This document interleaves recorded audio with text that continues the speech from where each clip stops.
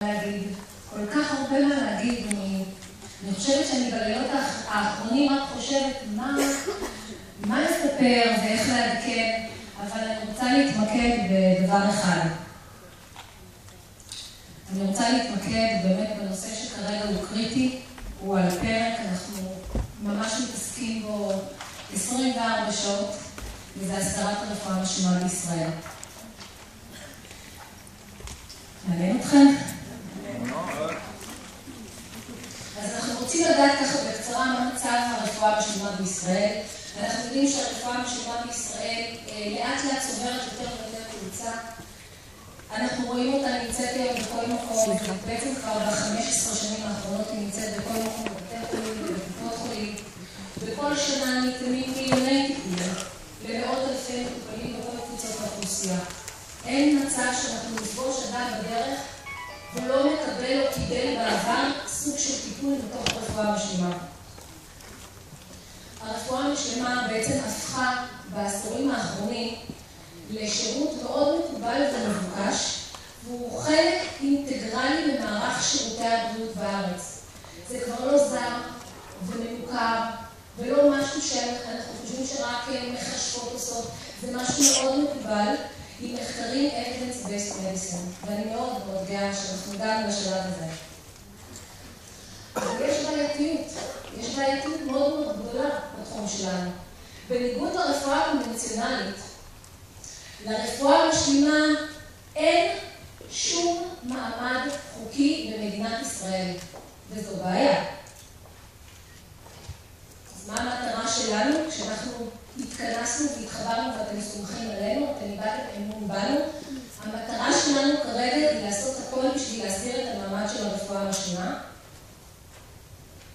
ואני אגיד בעיקר גם את המעמד של העוסקים ברפואה המשלימה.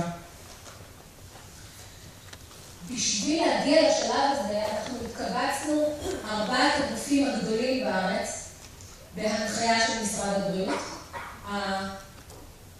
בואו נראה ככה, יש לנו את האגודה הישראלית להומאופתיה, את האגודה הישראלית לריפוי סיני, אותנו, שהשם שלנו משתנות אותו, ואת האגודת ההרבליסטים הקליניים של אילן. אלה 4 גופים, שארבעת הגופים האלה לומדים הרבה מאוד שנים, הרבה מאוד שעות, וכל אמא פולניה בכבוד צריכה לדעת שמגיע להם גם תואר אקדמי. המטפלים מיוצגים ב4 ארגונים, שבגדול אנחנו מבינים שה4 ארגונים האלה מכסים ומכילים פחות או יותר את רוב המטפלים בארץ. אנחנו התאגדנו, אנחנו מצאנו סטנדרטים, אנחנו עובדים לפי סטנדרטיזציה מאוד מאוד גדולה, מאוד גבוהה, והחברים שחברים בתוך האיגודים האלה הם עונים על הסטנדרטיזציה הזאת. אז מה אנחנו עושים בשביל להגיע להסדרה? יש עבודה מול משרד הבריאות, יש התנעת תהליך מקצועי לקראת ההסדרה, שיתוף פעולה ושיח, הידברות, כאשר תהיה הסכמה. כשאנחנו נמצא שיש הסכמה על התהליך הזה של ההסדרה, כל הגופים בעצמם יוכלו לקבל את ההוראות ואת התקנות, כי הם כבר יהיו מוכנים. זה ברור? אנחנו כרגע עובדים על המוכנות הזאת. 4 הגופים האלה, כל מי שנמצא בתוכם, מוכן היום לאות לרגע הזה שאנחנו בעצם נקבל את ההכרה. מה עמדת משרד הבריאות נכון היום? משרד הבריאות באמת רוצה להסדיר את הרפואה המשלימה, והוא אומר, אני מוכן להסביר אותה, אבל התהליך הזה צריך לכלול אקדמיזציה בפנים. אנחנו מכירים את ועדת זיידס, את דעותיהם של כל היושבים שם, ואנחנו יודעים שרוצים אקדמיזציה. שוב אני חוזרת, אני באה מבית כזה שדורש אקדמיזציה. אבל להגיע לזה, התהליך הזה יכול לקחת שנים רבות. להגיד שכרגע אנחנו מוכנים לתואר אקדמי, התשובה היא לא. אנחנו עדיין לא מוכנים. אז מה צריך לעשות? אנחנו מבקשים לקדם את הסדרת המעמד של העוסקים ברפואה המשלימה כבר היום. לקבוע סטנדרטים של הכשרה על בסיס מה שקיים היום. אנחנו ישבנו עם בתי הספר, עם האנשים המומחים, עם אנשי מקצוע, עם אנשי משרד הבריאות, וקביעת הסטנדרטים האלה היא ברמה מאוד מאוד גבוהה.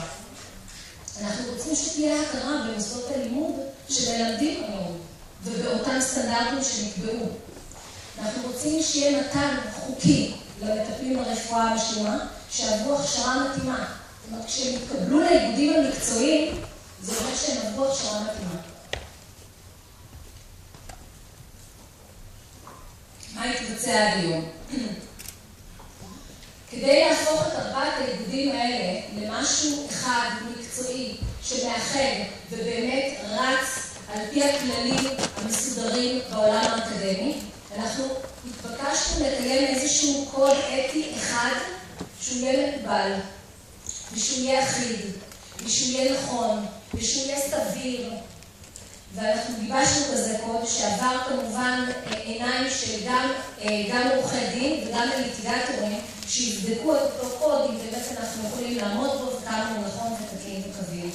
יש לנו חברה מייעצת, אתם יודעים, לקחנו את טרה, שבראש טרה עומד עובד יחזקאל, שהוא המזכיר הממשלה, על כל מה שמשתמע בכך, והחברה עשתה במחקר עמוק מאוד לבדוק מה קורה מבחינת הניסיונות העבר, שאנחנו כבר שבעים לשמוע מה נעשה וכמה ניסו וכמה זה נחשב וכמה היה, והם למדו את הכל ולמדו מה קורה בעולם.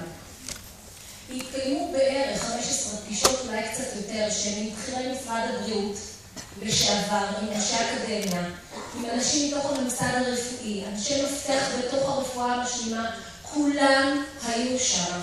הפגישות האלה מדהימות. אנחנו נעזרנו בכל מי שמכיר מישהו שיכולים דרכו לקיים את הפגישות החשובות האלה. והפגישות התקיימו על הצד הטוב ביותר, הנעים ביותר ובאמת מקצועי. מה קרה מבחינת המשרד כעת? התקיימו פגישות עם בכירים בתוך משרד הבריאות כיום, והתבצעה פנייה ישירה לסגן שר הבריאות, הרב יעקב ליצמן. יש לנו הנחיות מאוד ברורות איך להתקדם ומה לעשות הלאה. יש 2 חברי כנסת שהביאו תמיכה ונכונות להמשיך בתהליך הזה. אבל משהו קרה לנו במדינה. מה קרה? בחירות. הבחירות הביאו את הפרצוף הזה להיות לבן. פחדים שאי אפשר פשוט לתאר, כי אנחנו כבר ככה קרובים להכרה, וככה קרובים כבר לאיזה סוג של משהו טוב שיקרה, ושוב, יש לנו בחירות. אז הפחד היה מאוד מאוד גדול, והייתה מיד ישיבת חירום, ובישיבת החירום אנחנו הבנו שהתקופה הזאת, תקופת הבחירות, לא צריכה לגרום לי, אני אומרת לכם שוב, לנו, להיות מבולבלים. התקופה הזאת בעצם היא הזדמנות פז, היא הזדמנות מדהימה, היא הזדמנות נהדרת להסדיר את התהליך הזה, והיא